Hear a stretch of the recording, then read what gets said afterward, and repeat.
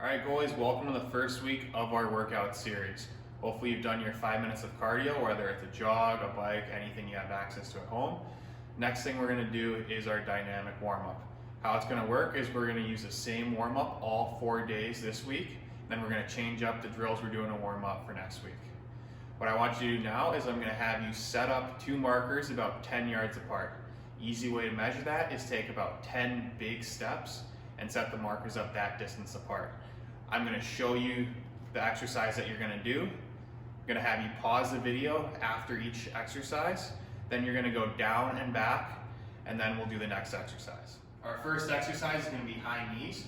So essentially it's a jog, but we're also gonna try and drive our knees up towards our chest at the same time. So it'll look like this.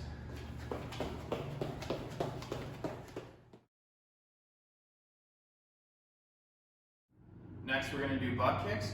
So same idea, we're gonna basically jog. This time we're driving our heels up into our butt at the same time, just like this.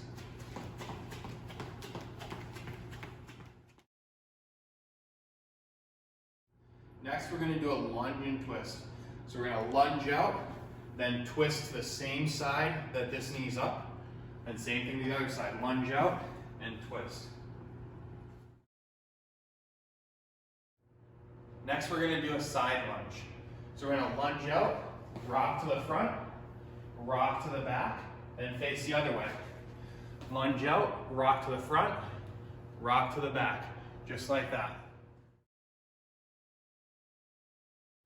Next, we're gonna do a single leg RDL.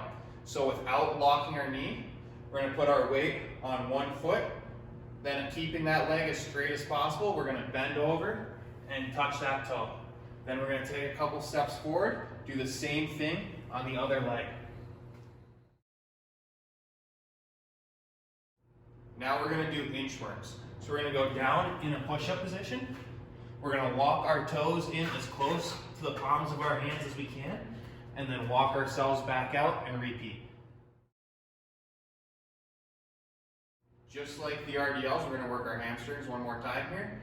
We're gonna do our soldier walks. So we're gonna put our hands out in front of us, kick up, then take a couple steps forward. Same thing with our other leg. All right, now we're gonna do a couple exercises in place to finish our warm-up. So first we're gonna do some hip pulses. So we're gonna get down on one knee. You might wanna put a yoga mat down or something that's a little bit of padding underneath that knee that's down. Be in this position and we're gonna pulse forward through our hips. We're gonna go 10 times on one side, then 10 times the other. We're gonna do that twice on both sides. Our next 2 exercises are gonna be to warm up our shoulders and our upper body a little bit. If you're familiar with yoga, we're gonna go into our child's pose, just like this. We're gonna rock back, then we're gonna bring this arm underneath our body and lean into the ground through that shoulder. You can pulse a little bit and then hold for 5 seconds. Then we're gonna do the same thing on the other side. We're gonna do that 5 times on each side.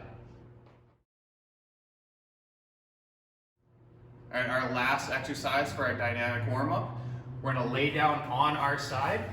We're gonna keep our arm at 90 degrees from our body and our elbow 90 degrees with our arm pointing straight up in the air.